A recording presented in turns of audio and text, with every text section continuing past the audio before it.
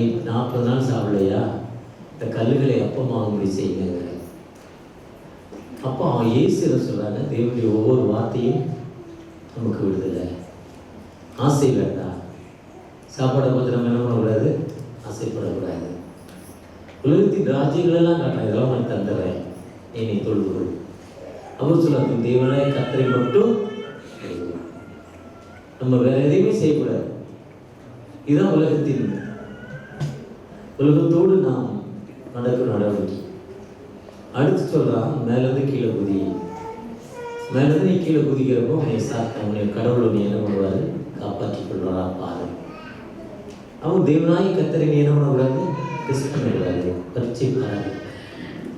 ஒருவேளை இயேசு கிறிஸ்து நினைச்சிருந்தா அன்னைக்கே உலகத்தோடைய அறிவுரை அவர் ஆயிருக்கலாம். ஆனால் 33 ஆண்டுகள் அவர் கஷ்டப்பட்டு சிலுவை பாடுகளை அனுபவித்து அதற்குத்தான் உலகத்தில் அவர் ஜெயித்து உலகத்தை அதிபதியாவாங்க. இப்போ உலகத்தில் பாடுகள் என்பது நிச்சயம். அந்த பாடுகளின் மத்தியில் வெற்றியின் வாழ்க்கைக்கு கடந்து போகின்றோம்.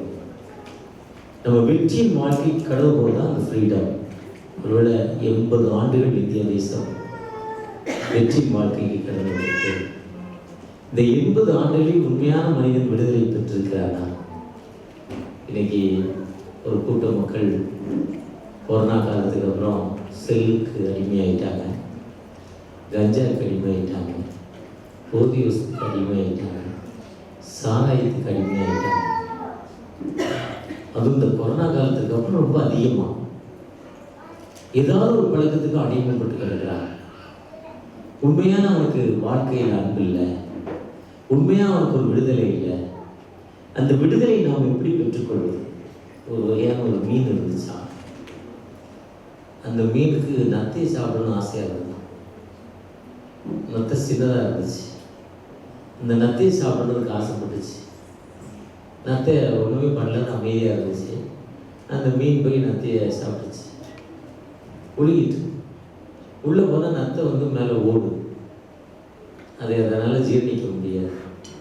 அந்த நத்தை ஒரு பகுதி அந்த மீனோட வயிற்றுக்குள்ளே போய் உட்கார்ந்து அந்த அதோடைய இடத்தை அறுத்துக்கிட்டே இருக்கும். மீனோட வயது லேசாக மீனே லைஃப் முடிஞ்சு போச்சு. இதுதான் பாவப்பழக்கம். மனம் கசவனுக்கு சாராயம் கொடுன்னு பைபிள் சொல்லுது. குடியை கொடு, அவனுக்கு திராட்சை ரசம் கொடு, மனம் கசந்து போயிருக்கான்னு சொல்லுது. ஆனால் அது கொஞ்சமாக நம்ம ஆரம்பிக்கிறோம், அது முடிவோ பரிதாபமான முடிவு. மனைவி இறந்துட்டா, இல்லை புருஷனை இறந்துட்டாங்க, இல்லை அம்மா இருந்த ஏதோ கஷ்டம், ரொம்ப கஷ்டமாக இருக்கும், தூக்கம் இல்லை, கொஞ்சம் ஒயின் சாப்பிடுப்பான்னு கொடுக்குறோம். திராட்சை ரசத்தை கொஞ்சம் கொஞ்சம் கொடுக்குறோம். கடைசி 40-50 வருஷம் ஆயிடுச்சு. இப்போ இது அவன் எதுக்கு அடிமையாயிட்டான்? மனைவி இறந்ததுக்காக குடித்தவன் கடைசி இதுக்கு அடிமையாயிட்டான். இதுதான் பாவம். ஒருவேளை இந்த பாவம் பழக்கத்திலிருந்து விடுதலை கொடுக்க இயேசு உலகத்திற்கு வந்தார்.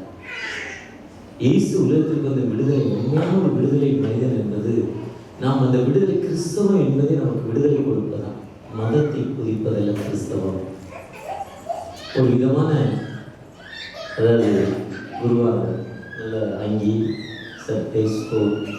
நானும் இப்போ 2 சர்ச்சில் போட்டிருந்தேன். Green stole. அந்த ஸ்டோல் விலை இவர் போட்டு ஐயா போட்டிருக்க ஸ்டோல் விலை 1500 இருக்கும். நான் போட்டு 3000 வருஷம் ஒரு பெருசாக இருக்கும். இன்னொரு இப்போ ஏஜி சர்ச்சு போனால் வெள்ளை பிளாக் பேண்ட்டு, ஒயிட் ஷர்ட்டு. பெண்டிகாய் சர்ச் போனால் வெள்ளை பேண்ட்டு, வெள்ளை ஷர்ட்டு. இதெல்லாம் எங்கே போக முடியாது பரலோகத்துக்கு. மனிதனுடைய வாழ்க்கை மட்டும்தான் பரலோகத்து. அதுதான் கிறிஸ்தவம். கிறிஸ்து என்பது மனம், நம்முடைய வாழ்க்கை. அந்த வாழ்க்கை நம்ம எப்படிப்பட்ட வாழ்க்கை வாழ்ந்து வருவதோ, சண்டை போட்டா பார்க்க, மாமியாருக்கு சோறு போடலப்பா, திருடினாப்பா. ஆனால் அந்த சர்ச்சுக்கு ஜிஇசி சர்ச்சுக்கு போனால், சென்ட் பால்ஸ் தூய பவுலாலயத்துக்கு போனால், இப்போ மனுஷியாக மாறியிருக்கா. மாமியார் கொள்பாட்டி, எண்ணெய் தேய்ச்சி, பூ வச்சு, நல்ல சேலை கட்டி மாமியாருக்கு சோறு போடுறா. புருஷன் பின்னால் சொல்கிறத கேட்டு போகிறா. ராங்கியாக இருந்தால் இன்னைக்கு எப்படி ஆயிட்டா? இதுதான் கிறிஸ்தவம். இந்த விடுதலை இயேசு கிறிஸ்து எதிர்பார்க்கிறார். இயேசுடைய விடுதலைனா ஒரு வாழ்க்கை. மனம் திரும்புங்கள், பல்லவராஜ்யம் ஆச்சரியமாக இருக்கு. மனம் திரும்புங்கள், அப்பொழுது நீங்கள் பிழைப்பீர்கள். துன்மார்க்கன் தன் துன்மார்க்கத்தையும், ஏசாயா 56 சொல்றார், துன்மார்க்கன் தன் துன்மார்க்கத்தையும் அக்கிரமக்காரன் திரைவில் விட்டு யாருக்கு திரும்ப கடவன்? கர்த்தரிடத்தில். உன் துன்மார்க்கத்தை விட்டு திரும்பு. அப்போஸ்தலர் 7ஆம் அதிகாரத்தில் சொல்றார், துன்மார்க்கத்துக்கு வெளியே வா. 8ஆம் அதிகாரத்தில் துன்மார்க்க சிந்தனை எதுனா பல வகையில நம்முடைய இச்சைகள். அதுதான் கலாச்சார 5ஆம் அதிகாரத்தில் விபச்சாரம், வேசித்தனம், அசுத்தம், காம விகாரம், களவு, பொய், திருடு, பேசி தனம், பல 19 காரியங்களை 22 காரியங்களை சொல்லுவார். இதுல நிறைய பாதி எல்லாத்துக்கு இருக்காது. ஆனா பொறாமை இருக்குல்ல, எனக்கு இருக்கு, உங்களுக்கு இருக்கா தெரியல. இச்சை இருக்கா? இருக்கு. இன்னும் நல்ல பேண்டா போகணும், இன்னும் அவங்க பாஸ் மாதிரி ஆகிட்டாகணும், அவங்க பாஸ் மாதிரி தெரியாமலாம் என்ன இருக்கு. அப்படிதான் இருந்தேன், இப்படி ஆகிட்டேன். யாருடைய ஃபோட்டோ என்ன ஒல்லியாக இங்கே ஓரமாக நிற்கிற மாதிரி தெரியுது. நேற்று பெரிய ஃபங்க்ஷனில் இருந்தேன், ஓரமாக எங்கேயோ நான் தான் நடத்துகிறேன், ஓரமாக நிற்கிற மாதிரி. அப்போ எனக்கு ஒரு ஆசை, இவர் மாதிரி ஐட்டம் வெயிட் ஆகணும். ஒரு இச்சை. உங்கள் வெயிட் ஹைட்டுக்கு பாருங்க, இவ்வளோ அழகாக முடி, தலைமுடியெல்லாம் வச்சுருக்காரு. நல்லா இருக்கா நல்லா இல்லையா? அழகாக வெட்டி எவ்வளோ சூப்பராக வச்சுருக்காரு. எனக்கு அவனை அறிவு ஒன்று அசோக், ரெவரண்ட் அசோக் லுத்ரன் திருச்சபை TFC. அவர் தான் ஐயாவா எனக்கு அறிமுகம் பண்ணார். அப்புறம் பார்த்தா காலையில் போன ஒரு CCI அதிசயம், அவர் சொல்லிட்டார் இவர் யார். அதிசயம் சொல்லிட்டார். காலையில் அதிசயம் சர்ச்சுக்கு 7 மணிக்கு போனேன். நாங்கள் ஆண்டு விழாங்களோ அல்பின் பண்டிகை. எதுக்கு சொல்கிறேன்னா, நம்முடைய ஆசை எது? போதுங்கிற மனமே. நம்ம அதை என்ன நினைக்கிறது இல்லை, இது போதுன்னு எதுவுமே எப்போ போதுன்னு நினைக்கக்கூடாதுன்னா, பிஸ்னஸில் நினைக்கக்கூடாது. இப்போ திருச்சபையில் ஒரு சர்ச்சை ஆரம்பித்தாரு, இது போதுன்னு நினைக்கணும். 10 சர்ச்சை ஆரம்பிக்கணும்னு நினைக்கணும். 100 ஆத்மாக்கள் போதுன்னு நினைக்கிறேன். இல்லை போதும் 200 நினைக்கிறது. 1000 ஆத்மாக்களை மாற்றணும், 5000 பேரை மாற்றணும். அந்த மாற்றம் தான் இருக்கணும். அதுதான் மனிதனுடைய வாழ்க்கை. அது டெவலப் பண்ணதான் நான் கலாத்தியர் 5:22 சொல்றாரு, அன்பு, சந்தோஷம், சமாதானம், நீடிய பொறுமை, நற்குணம், தயவு, சாந்தம், இச்சையடக்கம். இந்த 9 காரியங்கள். இந்த 9 காரியங்கள் தான் மனிதனுக்கு ஒரு உண்மையான ஒரு விடுதலை. அது பார்ப்பதற்கு பளபளப்பாய் தோன்றும், ஆனால் உள்ளது என்னமாயிருது? விஷமம் மாறிடுது. அப்போ உலக பிரகாரமாய் நாம் உண்மையான ஒரு விடுதலையை பெற வேண்டும் என்றால் முதல் நாம் விடுதலை பெற வேண்டும். தினமும் விடுதலை பண்ணணும். தினமும் பாவமணி பிடிச்சு சொல்லணும். ஒரு சர்ச்சை NDFன்னு ஒரு சர்ச்சை இருக்குல்ல, லாமன்ஸ் வாஞ்சிக்கல் ஃபெலோஷிப். ஒரு தடவை பாவமணி பிடிச்சதை விட்டால் இத்தனாம் தேதி இத்தனை மணிக்கு நான் வச்சு படைஞ்சிட்டோம்னு சொல்லிக்கிட்டே இருப்பாங்க. அதில் ஜெபம், பரமனைகளின் ஜெபம், பரமனைகளின் பிதாவே உங்களுடைய நாமம் பரிசுத்தப்படுவதாக, உங்களுடைய ராஜ்யம் வருவதாக, உங்களுடைய சித்தம் பரமனைகள் செய்வதுபோல பூமியில் செய்யப்படுவதாக, அன்றென்ற பொருளையே எங்களுக்கு தாரும், எங்களுக்கு விரோதமாய் குற்றங்கள் மன்னிக்கிறது போல எங்கள் குற்றங்களை எங்களுக்கு டெய்லி மன்னிச்சுக்கிட்டே இருக்கணும். டெய்லி கடவுள்கிட்ட ஜெபம் பண்ணிட்டே இருக்கணும். காலையில் பாவமன்னிப்பு நிச்சயம் வாங்கணும், மாலையில் பாவமன்னிப்பு நிச்சயம் வாங்கணும். லுத்தர் திருச்சபையில் கம்யூனியன் வாங்க போனால், கம்யூனியன் வாங்க போகணுன்னு என் பிதாக்குமான பிரஸ்தாவினால் இவர்கள் பாவங்களை மன்னிக்கிறேன். இவர் ஃப்ரெண்டு சர்ச்சைக்கு போனால் மன்னிப்பாங்க. ஐயா போயிருக்காரான்னு தெரியல. லுத்தர் திருச்சபை அசோக் போதில் மன்னிப்பாங்க. அப்புறம் மன்னித்த பிறகு கம்யூனியன் கொடுப்பாங்க. கம்யூனியன் வாங்கின பிறகு அப்போ ஒரு மன்னிப்பு கொடுப்பாங்க. அந்த ஐயரையும் மன்னிக்கணும். அதுதான் பிரின்சிபல். அப்போ ஆண்டவர்கிட்ட நாம எப்பவுமே பாவத்திலிருந்து ஒரு விடுதலை பெற்றுக்கொண்ட மக்களாய் மாற வேண்டும். தினமும் ஒவ்வொரு மனிதனும், பிஷப்பாக இருக்கலாம், காண்டிபிரியன் இங்கிலாந்து ப்ராட்டஸ்டன்டுடைய தலைவர் இங்கிலாண்டில் இருக்கார். இங்கே இருக்க பிஷப்புக்கெல்லாம் தலைவர் இருக்கார். அவராக இருக்கலாம், யாராக இருந்தாலும் பாவ மன்னிப்பு நிச்சயத்தை பெற்றுக்கொள்ள வேண்டும். ஏன்னா பாவம் என்பது ஆசை, ஆசை என்பது இது சாப்பிடணும். இப்போ நம்ம டயபெட்டிக் பேஷண்ட்டு சும்மா காலையில் சுகர் செக் பண்ணேன். ஒரு வாரம் ட்ராவல், போன வாரம் ஃபுல்லாக ட்ராவல் இருந்தேன். எப்போவுமே காலையில் நார்மல் இருக்கும், 88, 85, 90 தான் இருக்கும். இன்னைக்கு 208 இருக்குது சுகர். 208 இருக்குது. இருந்தாலும் 2வது சர்வீஸ் முடித்தோடனே ஒரு டிஃபன் கொடுத்தாங்க. அங்கே ஒரு காஃபி வச்சுருந்தாங்க, சக்கரை போட்டு, ரொம்ப நல்லா இருக்கும். இந்த மாதிரி தோணிச்சு. உடனே என்ன பண்ணேன், ஒரு 1/2 கிளாஸ் சாப்பிட்டேன். இதுதான் மனுஷன், இதுதான் மனுஷன், இதுதான் ஆசை. இதிலிருந்து நான் விடுதலை பெற ஆண்டவர்களை அழைக்கிறேன். உண்மையான ஒரு விடுதலை என்பது நம்ம தேசத்தில் இருக்கா? இன்னைக்கு இந்திய தேசத்தில் உண்மையான விடுதலை இல்லை. அவங்க 1947 ஆகஸ்ட் 5 கொடுக்குறப்போ பெரிய issue. India Pakistan, India England, Sri Lanka, இதெல்லாம் பிரச்சனை, சண்டை. இந்தியாவுக்குள்ள மத சண்டை, ஜாதி சண்டை, பிரிவினைகள். ஒன்று பிரிந்து கிடந்த இந்தியாவை ஒன்றாக்கலாம். ஆனால் பயங்கர பிரச்சனை. காந்தியடிகள் பயங்கர மத பிராபலம் வந்துருச்சு. அப்போ இப்போ சுதந்திரம் வேண்டான்னு கொடுத்துட்டாங்க. அவங்க கிளம்பிட்டாங்க. பயங்கர சண்டை, இந்து முஸ்லீம் சண்டை, பயங்கரமான சண்டை போய்கிட்டு இருக்கு. அவர் பாஸ்டிங் இருக்கிறார் மக்களுக்காக. பாஸ்டிங் இருந்து மக்கள் சண்டைக்கு போகிறாரு, சண்டை போடாதீங்கன்னு. போகிற நேரத்தில் அந்த தெருவில் அப்படியே அப்போ அந்த கல் முள்ளுலாம் அவர் என்ன பண்ணுறாரு, ஏன்னா எங்கள் கால் டேமேஜ் ஆகும் தானே போட்டேன். அதுக்கப்புறம் பெரிய ஒரு அமைதி இருந்துச்சு. இன்றைக்கும் அதே பிரச்சனை இந்திய மக்கள் சர்ச்சஸில் இருக்கு. பாபே சாஹேப் அம்பேத்கர் அவர்கள் தம் தாய் மதமாகிய இந்து மதத்தை விட்டு புத்த மதத்துக்கு போகிறார். அவர் சொல்கிறார், என் தாய் மதத்தில் படிநிலை காணப்படுது. படினா 4 பேர் சொல்லுவாங்க. ஒரு மனிதனை 4 பிரிவு, 4 பிரிவாக பிரிப்பாங்க. இதே மாதிரி ஜாதி சொல்லிட்டு புத்த மதத்துக்கு போகிறீங்க. அப்போ அவர் போய் சிஎஸ்ஓடைய ஃபவுண்டர், ப்ராட்டஸ்டன்ட் சிஎஸ்ஓடைய ஃபவுண்டர், ஐஎம்எஸ் என்எம்எஸ்ஓடைய founder, first NCC national church council இந்தியாவில் உருவாக்கினவர் வேதநாயகி மஸ்ரியா சாமி அவர்களை போய் சந்திக்கிறார். நீங்கள் தேடுற அமைதி வந்து கிறிஸ்தவத்தில் மட்டும்தான் இருக்கு.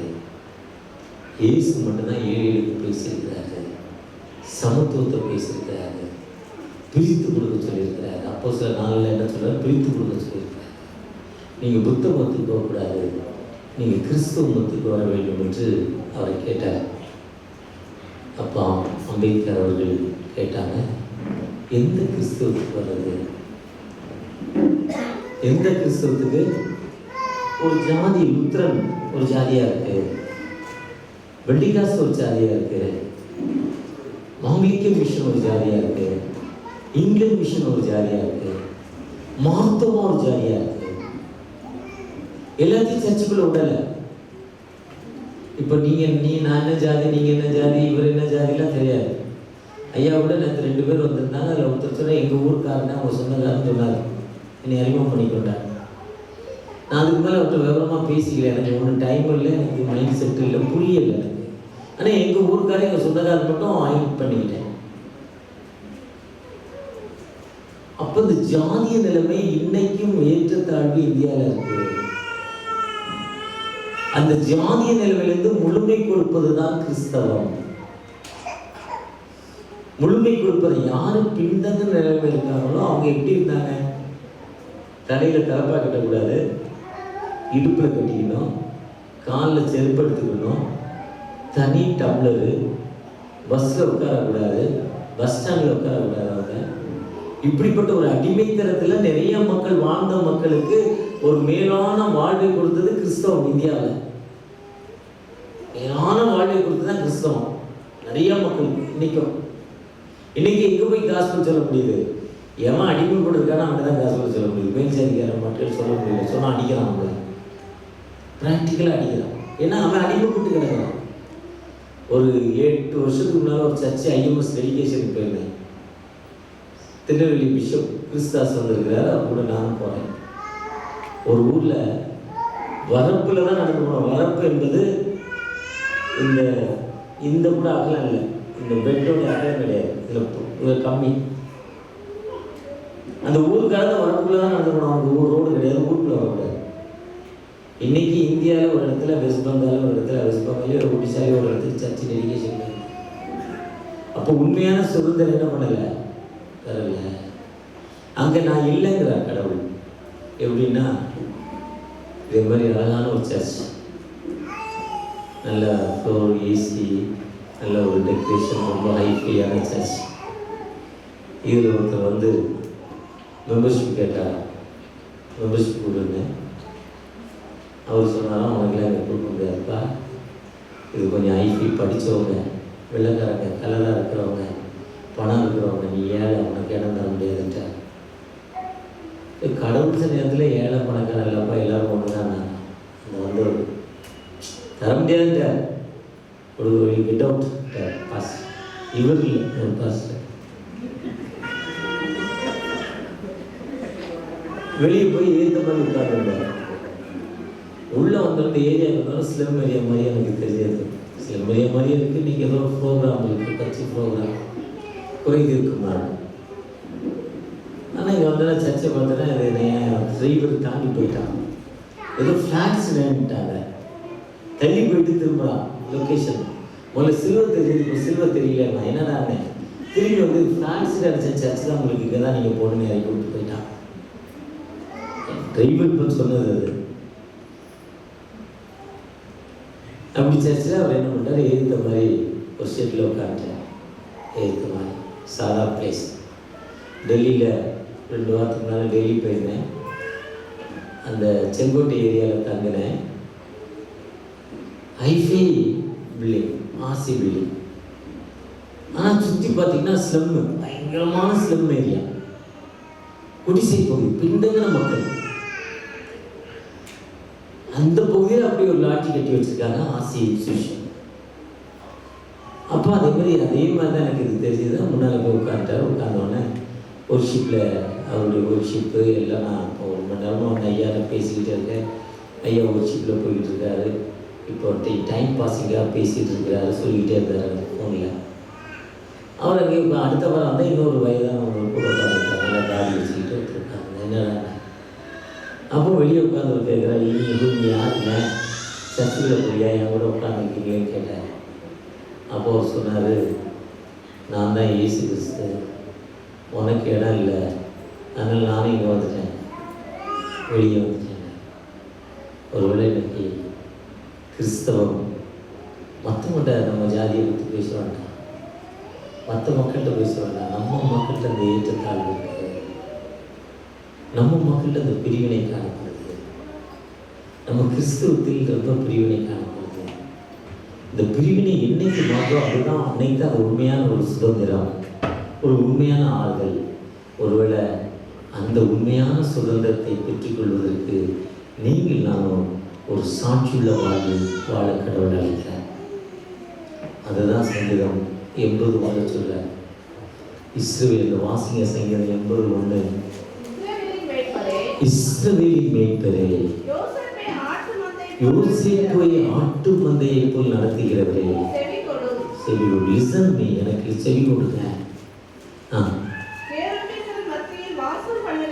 கேள்வியின் மத்தியில் வாசனை. எப்படி கேள்வினா ஒரு வெட்டி தண்டனை கொடுக்குற இடத்துல வாசம் பண்ணுகிறவரே, எங்கள் மேல் அதை என்ன பண்ணுங்க, பிரகாசிங்க. ஆண்டவற்ற நம்முடைய ஜனம், நம்முடைய மக்கள் ஜாதிங்கிற ஒரு அடிப்படையில் பிரிந்து போயிருக்காங்க, பாவங்கிற ஒரு அடிப்படையில் பிரிந்து போயிருக்காங்க என்னுடைய மக்கள், என்னுடைய சகோதரர்கள். அந்த பாவங்கிற ஒரு அடிப்படையில் பிடிந்து போயிருக்கிற மக்களுக்கு நாம் வாழ்வு கொடுக்கிற மக்களாய், நாம் அவர்களுக்காக ஜெபிக்கிற மக்களாய். இன்னைக்கு இந்தியாவில் எவ்வளோ மக்கள் பிரிந்த நிலைமையில் இருக்காங்க, அந்த மக்களுக்கு வாழ்வு கொடுக்கிற மக்களாய். பொல்லா உலக சிற்றின்பங்கள் எல்லாம் அழியும் மாயை,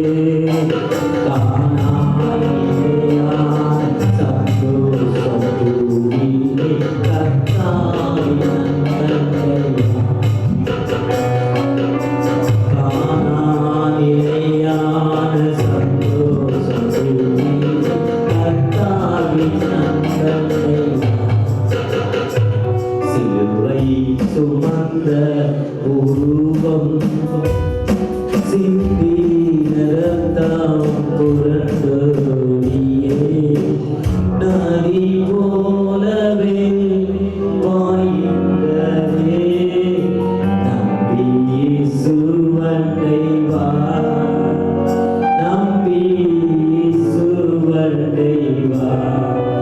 இன்னைக்கு இந்தியாவில் நான் கடந்த 6 ஆண்டுகள் ஐஎம்எஸ்ல பிரசிடெண்டாக இருந்தேன். 2500 மிஷனரிகள் இதில் இருக்காங்க. ஒரு மாதத்துக்கு 2 கோடி ரூபாய் சேலரி மட்டும் கொடுக்குறாங்க. தொடர்ச்சியாக இப்போ என்எம்எஸ்சியில் நேஷனல் மிஷனரி சொசைட்டி ஆஃப் இந்தியாவில் ட்ரெஷரராக இருக்கிறேன். இந்தியா முழுவதும் ஐஎம்ஓ மூலமாகவும் ஐஎம்எஸ் மூலமாகவும் என்எம்எஸ்சி மூலமாகவும் இந்தியா முழுவதும் பணி செய்திருக்கேன். நிறைய ஸ்லம் பகுதி பின்தங்கின பகுதி. இன்னைக்கு காஸ்பிள் இல்லாமல் மக்கள் பின்தங்கின நிலைமையில் எவ்வளோ மக்கள் கல்வி இல்லாமல் இருக்காங்க. கடந்த வருஷத்தில் டிஎம்பி டைசிஸ் மிஷனரி ப்ரேயர் பேண்ட் ஒரு நிறுவனம் கன்னியாகுமரியில் இருக்குது. அதில் ஒரு மீட்டிங்காக அழைக்கப்படுறேன். ஒடிசா நானே என் துணைவியாரம் போகிறோம். அங்கே போய் ஒரு ஃப்ளைட்டில் இறங்கணும். இறங்கிட்டு நாங்கள் மீட்டிங் போக வேண்டிய இடம் அங்கேருந்து 6 hours ட்ரெயினில். நாங்கள் 7 மணிக்கு இறங்கிட்டோம். Train 11 o'clock. ஆனால் அந்த ட்ரெயின் 11 o'clock என்ன காலையில் போகும். 6 hours நம்ம 7 மணிக்கு இறங்கிட்டோமே. இப்போ ட்ரெயினில் போகிறதோட ஒரு காரில் போயிட்டா சீக்கிரம் போயிடலான்னு அந்த காரை ஒரு இனோவா கார் பேசி இன்னொரு ஐஎம்எஸ்டைய பிரதிநிதி பாடியர் அரக்குங்கிற ஒரு இடத்துல இருக்கார். நாங்கள் வைசாகில் இறங்கணும் ஏர்போர்ட்டில். அந்த ஏர்போர்ட்டில் ஒரு காரை ஒழுங்கு பண்ணி கொடுத்தாரு. நாங்கள் 6-7 hours காரில் போயிடலாம். காரில் ஏறிட்டோம். காரில் ஏறி அவுட்டரில் கூடாது அந்த டிரைவர் ஒரு காஃபி வாங்கி கொடுத்து சொன்னோம். காஃபி வாங்கி கொடுத்துட்டு அவங்க யோசிச்சு நீங்கள் என்ன கேட்டாங்க. நியர்லி 12 to 13 hours நான் காரில் ட்ரெயினில் 4 hours 5 hours காரில் நியர்லி 14 to 13 hours செய்யாங்க. 12 மணி நேரத்துக்கு 13 மணி நேரம் சொன்னாங்க. இப்போ காரில் உட்காந்துருக்கேன். காலையில் 8 மணிக்கு தான் போய் சேருவாங்க. காரில் போகிறோம். ட்ரெயின் டிக்கெட் வேறு கேன்சல் பண்ணிடுவோம். காரில் போனால் 70 கிலோமீட்டர் 80 கிலோமீட்டருக்கு ஒரு பெட்ரோல் போட்டாங்க.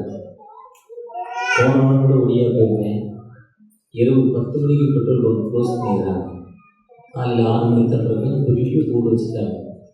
இரவு 10 மணி முதல் காலை 6 மணி வரை பெட்ரோல் பங்க் வேலை செய்யாது. நான் போன காலையில் வழியில் டீசல் இல்லாமல் நின்று போச்சு. போக்குவரத்தே இல்லை. மேலும் பள்ளம் நிறைந்த பகுதி.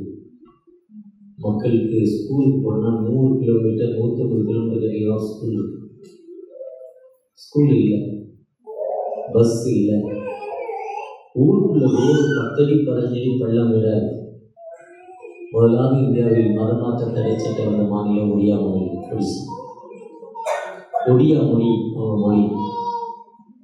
இன்னைக்கும் ஒரு கூட்ட மக்கள் ஆடை இல்லாமல் இருக்காங்க. ஒடிசாவில் ட்ரெஸ் இல்லை. வாசி மணி போட்டு உடல் உறுப்புகளை மட்டும் மறைச்சிட்டாங்க. லேடிஸ் மேலே ஒரு 2 அடியும் கீழே ஒரு 2 அடி தான் போட்டுருக்காங்க. பின்தங்கின ஒரு பகுதி. இன்னைக்கு நக்சைட் நிறைந்த ஒரு பகுதி. அந்த மக்களுக்கு காஸ்பல் யார் சொல்வது? விடுதலை அவங்க இன்னைக்கு வருவாங்க. நம்மளோடு அவங்க கடந்து வரணும்னா இன்னும் 100 வருஷம் ஆகும். ஜெர்மனோடு அவங்க கடந்து வரணும்னா ஒரு 2000 வருஷம். ஜெர்மனில் ரோடை கிராஸ் பண்ணுறப்போ அங்கே ஒரு கம்பம் இருக்கும். அந்த கம்பத்தில் ஒரு கை வச்சிங்கன்னா சிக்னல் வந்துடும், நின்றோம். ஐயா போயிருப்பா நினைக்கிறேன். ஜெர்மன் போயிருக்கீங்களா? போகல. சிக்னல் வரும். 150 கிலோமீட்டர் போகிற கார் நின்றோம். நடந்து போகிறதுக்கு வழி வருது. ஜெர்மனில் இஸ்ரேல் போனீங்கன்னா அப்படிதான். அதை பார்க்குறப்ப நான் நினச்சேன், இந்தியாவில் இதே மாதிரி நான் இருக்கிற பகுதிகள்லாம் ஒரு 100 வருஷம் ஆகும்னு நினச்சேன். அவங்களோடு நம்ம இணைந்து கொள்வதற்கு சாலையில் சைக்கிளை விட்டுட்டு கூட்டத்துக்கு எல்லாம் வச்சுக்கணும் தூக்கிடுறாங்க. ரயில்வே கேட்டே கிடையாது. ஊருக்குள்ள ட்ரெயின் வருது, மெட்ரோ மோனோ ரயில் வருது, ஆனால் கேட்டே கிடையாது. சிக்னலை பார்த்து அந்த மக்கள் அப்படியே நிற்கிறாங்க. சிக்னல் வந்தோடனே நிற்கிறாங்க அப்படியே. கரெக்டாக அந்த கார்டு ஃபிக்ஸ் பண்ணி போயிட்டு இருக்காங்க. ஆனால் இன்னைக்கு நம்ம ஊரில் இன்னும் நிறைய பேர் டிக்கெட்டே வாங்குறதில்லை. அதுக்கு தான் மெட்ரோ ரயில் போட்டாங்க. டிக்கெட் இல்லாமல் என்ன பண்ண முடியாது. மொத்த ஏழையும் அடி கொண்டு போனாங்க. அது எல்லாருமே டிக்கெட் வாங்குறதில்லை, இருக்கிறவங்க வாங்குறதில்லை, இல்லாதவங்க வாங்குறதில்லை. இல்லை டிக்கெட் இருந்தாலும் உள்ளே போக முடியும். ஒரு தடவை போனால் இவ்வளோ காசு வாங்கிட்டான். எவ்வளோ மோசமாக இருப்பாங்க. ஒரு தடவை போனால் 40 rupees. நான் தனியார்பட்டி ஏர்போர்ட் போக 40 ரூபா எடுத்துருவாங்க. கார்டு வச்சுருக்கீங்க 36 ரூபா. 10% குறைக்கிறேன். ஆனால் எத்தனை முறை நம்ம எலக்ட்ரிக் ஒரே பாஸ் வச்சு 100 முறை போயிட்டு வந்துட்டு இருக்கோம். அந்த நாகரிகம் பார்க்குறப்போ ஒடியால் ஒன்றுமே இல்லைங்க. மிஸ்ரிகள் எங்கே இருக்காங்களோ அங்கே தான் ஸ்கூல். மிஸ்ரிகள் எங்கே இருக்காங்களோ அங்கே தான் அந்த மக்களுக்கு வாழ்வு. அங்கே தான் அந்த மக்கள் முன்னேற்றமான வாழ்வுக்கு போயிருக்காங்க. அப்போ இந்த விடுதலைக்காக, இந்த விடுதலை தினத்தில் நாம் நம்முடைய அர்ப்பணிப்பு என்ன? நம்முடைய அர்ப்பணிப்பு என்ன? விடுதலைக்காக, இந்திய மக்களின் விடுதலைக்காக நம்முடைய ஜெபம். ஃபர்ஸ்ட் நாம் என்ன பண்ணணும்? ஜெபிக்கணும். தேசத்தில் நல்ல தலைவர்கள் உருவாக்கப்பட வேண்டும். ஊழலற்ற ஆட்சி உருவாக்கப்பட வேண்டும். சாராயம் இல்லாத ஊர் உருவாக்கப்பட வேண்டும். கெட்ட பழக்கங்கள் இல்லாத தலைவர்கள் உருவாக்கப்பட வேண்டும். நம்முடைய ஜெபம். ஜெபிக்கிறப்போ அதனால வர வெற்றி மாதிரி வேற எந்த வெற்றி கிடையாது. சகோதரர் ஒருமித்த அன்னைக்கு ஜெபிச்சுட்டாங்க. அப்போஸ்தலர் 2ஆம் அதிகாரத்தில் பெரிய எழுப்புதல் வந்துச்சு. கிறிஸ்துவ மக்களாகிய நாமும் ஒன்று கூடி ஜெபிக்கிறப்போ நிச்சயமா பெரிய விடுதலை தேசத்திலே ஏற்படும். அது மட்டுமல்ல, அந்த விடுதலை மட்டுமல்ல, மக்கள் மத்தியில ஒரு நல்ல நாலேஜ் வந்துடுவாங்க. என்னைக்கு நமக்கு 2000 ஆண்டு கிறிஸ்தவ வந்து 2000 ஆண்டு தோமா ஆண்டு 2000 ஆண்டு ஆயிடுச்சுங்க. ஆனால் ஜெர்மனுக்கு போனது 1200 ஆண்டுகளுக்கு முன்னால்தான். 100% கிறிஸ்டின் ஜெர்மன்ல. ஜெர்மன் கிறிஸ்தவம் போகும்போது எப்படி இருந்ததுன்னா, ஒரு மனிதனை நிர்வாணப்படுத்தி அவனை கொலை பண்றாங்க. அவன் ரத்தத்தை எடுத்து ஒரு ஓப்புமானத்துக்கு ஊத்துறாரு. ஒரு மிஷனரி, இங்கிலாந்துல போன மிஷனரி தடை பண்றாரு, காஸ்பல் சொல்றாரு. 1200 ஆண்டுகள் இன்னைக்கு 100% கிறிஸ்டின் ஜெர்மனி. அந்த ஜெர்மனி இன்னைக்கு எவ்வளவு முன்னேற்றமா போயிடுச்சு, இங்கிலாந்து எவ்வளவு முன்னேற்றமா போயிடுச்சு. ஆனா இயேசு கிறிஸ்துவோட தோமா வந்த நம்ம இன்னைக்கும் சென்னையில தான் 7 விழுக்காடு கிறிஸ்தவர்கள் இருக்கிறோம். நிறைய இடங்கள்ல கிறிஸ்தவர்களே இந்தியாவில் தெரியாது. காரணம் நம்முடைய ஜெபம் ரொம்ப குறைவு, நமக்கு விட்டு கொடுக்குற தன்மை ரொம்ப குறைவு, பிறருக்காக அர்ப்பணிப்பான வாழ்வு நம்மகிட்ட இல்லை. பிறருக்காக நம்ம அர்ப்பணிக்கிற ஒரு வாழ்வோடு வாழ்றப்போ நிச்சயமா ஆண்டவர் நம்மை உயர்த்தும் ஆண்டவர். அந்த ஆண்டவர் உயிருள்ளவர். இந்த சுதந்திர தினத்துல, இந்த சுதந்திர 80வது சுதந்திர தினத்துல நாம் அடுத்த ஒரு 1 வருஷம் 2 வருஷத்துல ஒரு பெரிய எழுப்புதலை இந்தியா சந்திக்க வேண்டும். அதற்கு நம்முடைய ஜெபம் ரொம்ப முக்கியம். நீங்க எல்லாரும் ஜெபிக்கிறப்போ நிச்சயமா ஒரு மாறுதல் நிச்சயமா தேசத்துல வருங்க.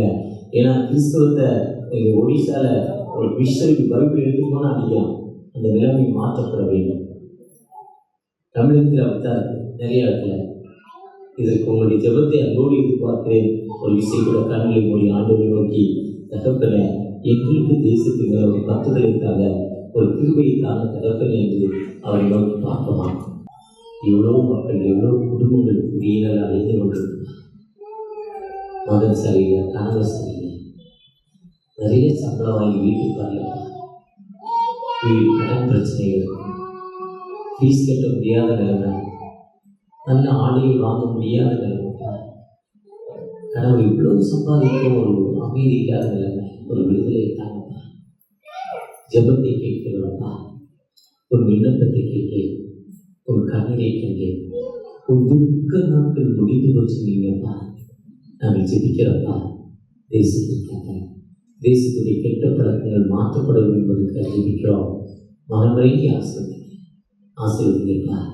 தேசத்தில் ஜாதியங்களோட கொடுமை எங்களுக்கு தடப்படுதுப்பா. இந்த ஜாதிய கொடுமைகளை மாற்றி ஒரு மனதிற்காக நான் கிறிஸ்தவனா மாறிட்டேன்னா எனக்கு ஜாதி கிடையாதுப்பா, ஓசி கிடையாது, பிசி கிடையாது, எஸ்சி கிடையாது, எஸ்டி கிடையாது, கிறிஸ்தவனுங்கிற ஒரு அடையாளங்களுக்கு வந்துருச்சுப்பா. அப்படிப்பட்ட ஒரு மன ஆவியங்கள் உள்ளத்திற்காகப்பா. உங்களுடைய பிரச்சனைகள் மத்தியில் வரட்டும், உங்களுடைய கிருபைகள் மத்தியில் வரட்டும்.